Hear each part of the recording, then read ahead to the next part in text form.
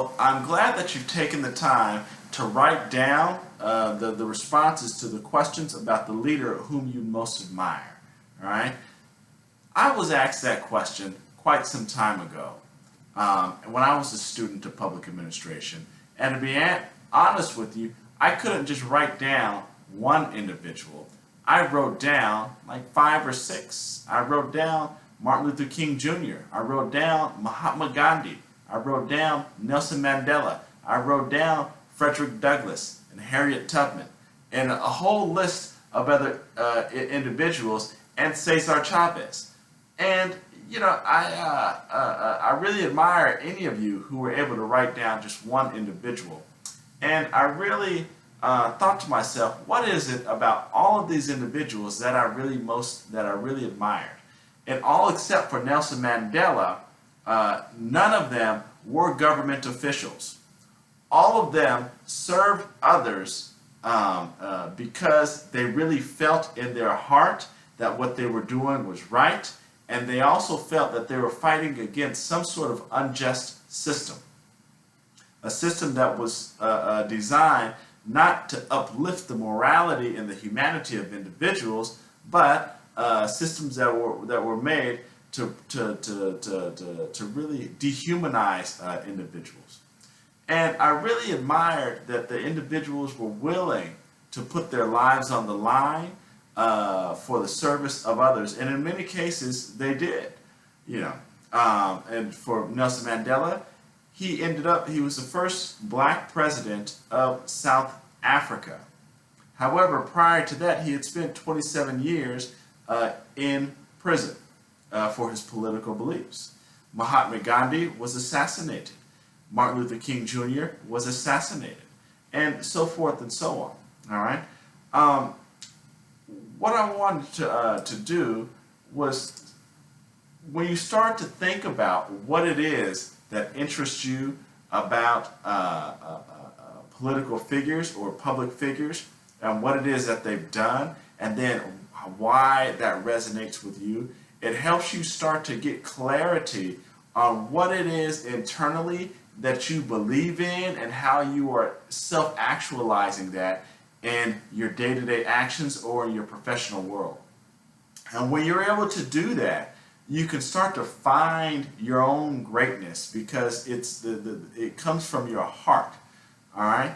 And it's one of the most challenging things that you can do, because to do that, you start having to trust within your own heart and your own self, and you start having to make decisions about issues that impact other people's lives. And in the public and nonprofit sector, you're going to be making decisions that truly impact people's lives on a day-to-day basis. All right? Now, one of the reasons why we discuss this is because when you move through this program, you're going to start finding your voice. Or if you've already found your voice, you're going to start to hone your voice. All right? Because one of the things that you're going to start learning is that to be a leader in this field, you're going to have to not just believe in what it is that you're doing, but believe in the impact that you have upon people's lives. All right? And also, it's that when people are following you, you're leading others, whether it's the people who you're serving or whether it's the people in your organization. They are going to depend on you to help them find clarity, sometimes in challenging situations, whether you're the police officer on the street, whether you are the nurse, the head nurse in the emergency room, or whether you are in a public high school, all right, and you dealing with a challenging situation, all right. These skills will help you develop as a more credible leader.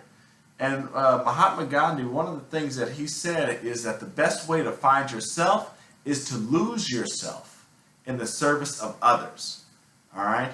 And that is a very powerful quote. It's a very powerful quote, because once you start serving others, you start to really see what is it that you truly believe in.